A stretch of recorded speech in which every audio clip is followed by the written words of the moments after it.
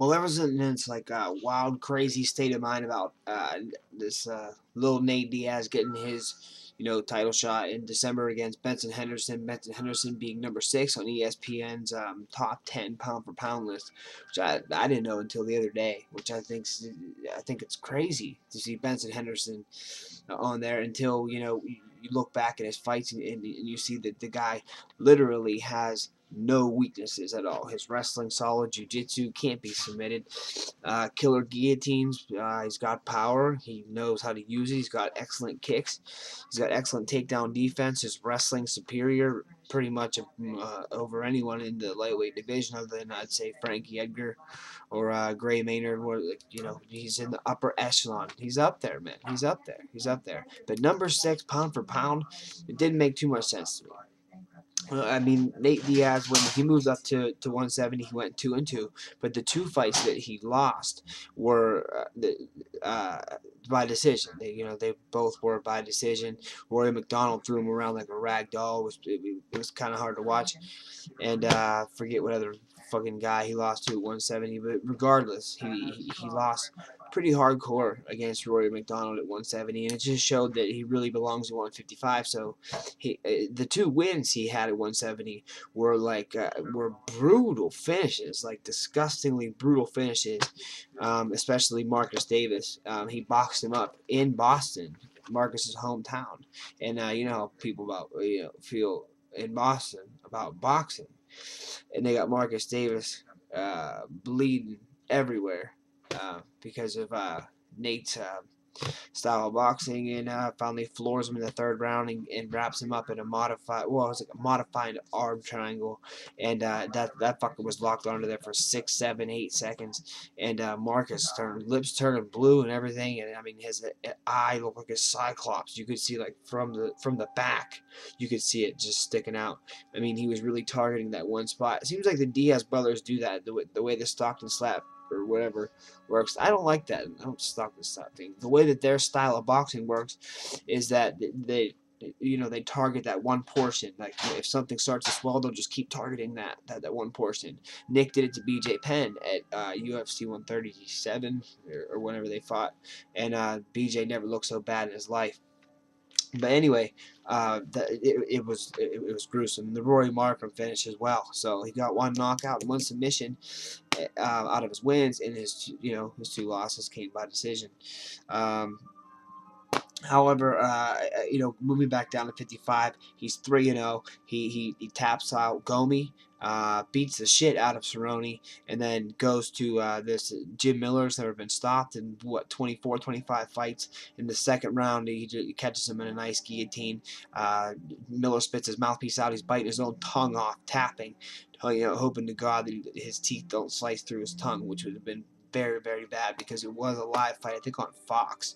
So it was nasty. Joe Rogan was going crazy. He said, "Oh my God, it's so nasty. I got to see it again," and rewound it. It was cool to see. It was he actually had him finished out by before the 10-minute mark hit. He was a finished man, Jim Miller, and out of 25 fights, 5-minute rounds, you do the math. Nate Diaz had him finished in about 8 minutes. So with all this stuff going on, he's literally improving, at least at a 50% rate per fight. So he's improving 50% every single time he fights someone. So with all this hoopla going on, let's keep in mind that Nick Diaz is going to apply for his license in February. And he's going to get a top contender. MMA Weekly did report today that he will get a top contender, but it's not going to be the winner of George St. Pierre and Carlos Condit. It's not going to be them.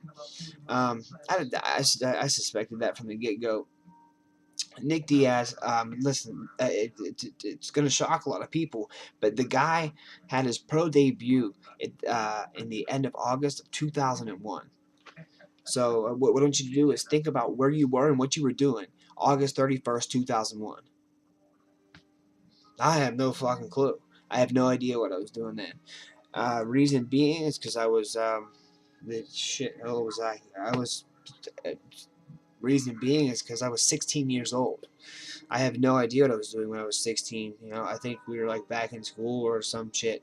And Nick Diaz is fighting professionally. His second pro fight was against Chris Lytle. Chris Lights Out Lytle. That's right, Chris Lights Out Lytle. The Chris Lights Out Lytle, and he actually won. He went on a 4-fight win streak and ended up getting knocked out by Jeremy Jackson in his 5th professional fight. So he got a little bit bumpy. He went 1-1 until he gets to the WEC. He gets to the WEC, pulls off a Kimura on Joe Hurley.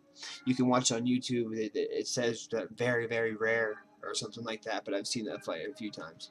And Nick's always had great jiu-jitsu. Anyway, and then he had 2 back-to-back rematches with Jeremy Jackson, 1 knockout and 1 submission. One was in the UFC actually, and he pulled an armbar from the guard, and that was it. You know, Jeremy Jackson beat him once. He did knock him out, and then you know, I think Nick learned his lesson. He didn't want to get knocked out again, so he knocked him out, and then he subbed him. You know, on the biggest stage available for mixed martial arts. So he definitely got his revenge. The biggest, mark on that people remember. I remember Nick saying, like a quote saying, "I can't even stop for gas without people asking me about this."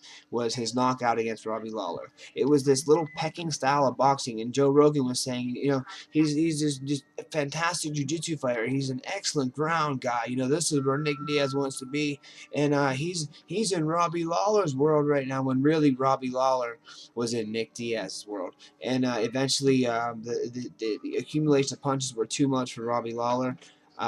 He got hit with a punch and went down. I guess Lawler thought he was fine. He tried to get to his feet, stumbled against the fence. It's kind of funny to watch, you know. Lost the card, Parisian split decision. You know, you look at those fights and they can go really either way. The fight that I think that he won was the Joe Riggs fight. He dropped Joe Riggs several times. I think he threw more strikes, more effective strikes, significant strikes. If it was, you know, in a month or two, I think that, you know, the judging's a little bit better nowadays than it was back then, and they would clearly see that he beat Joe Riggs. Then there's the infamous hospital story. UFC 151, 53 were both knockouts. And then he goes on a 3-fight losing skid, starting with Diego Sanchez, which was an awesome technical ground fight, and even some good stand up.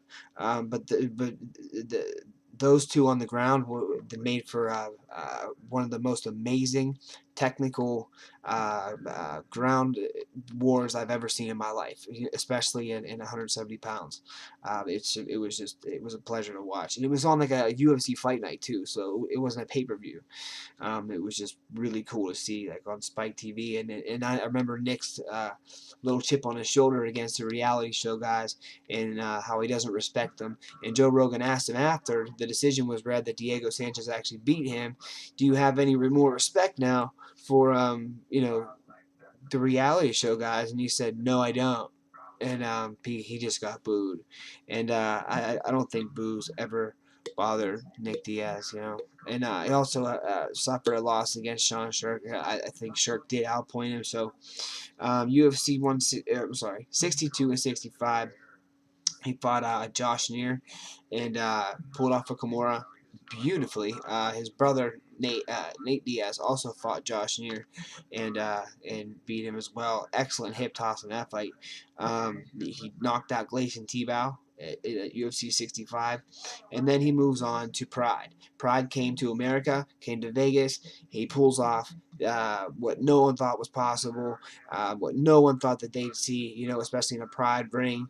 And he rips a go-go against the #1 lightweight of, you know, at that time, and that's Takan Origomi. He pulls off a Gogo Plata, and the sad thing about it is they pull it, and they ruled him no contest because he did fail a drug test for THC.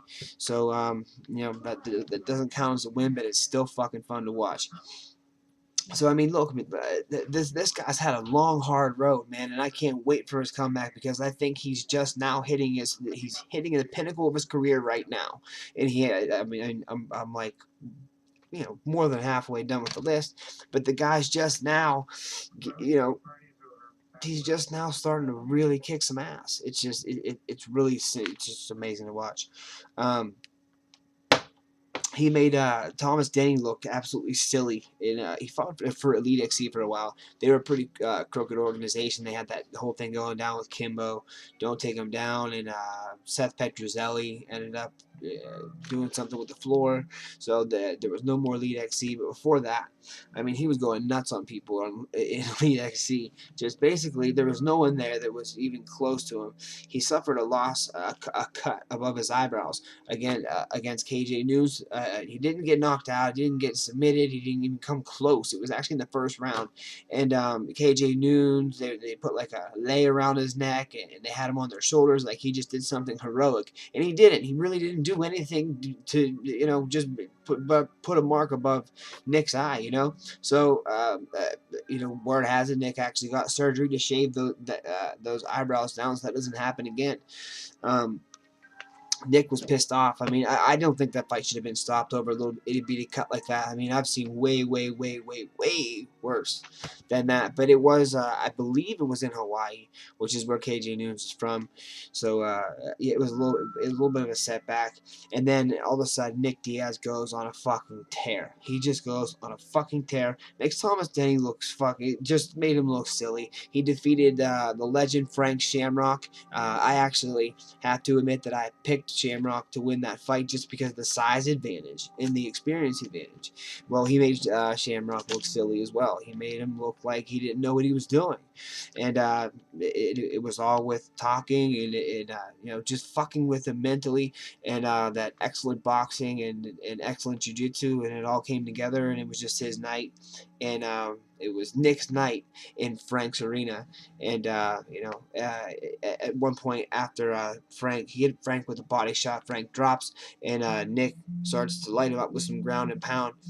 After the referee stops it, Nick Diaz walks over to him and helps him up. And Frank's hurting, you can tell.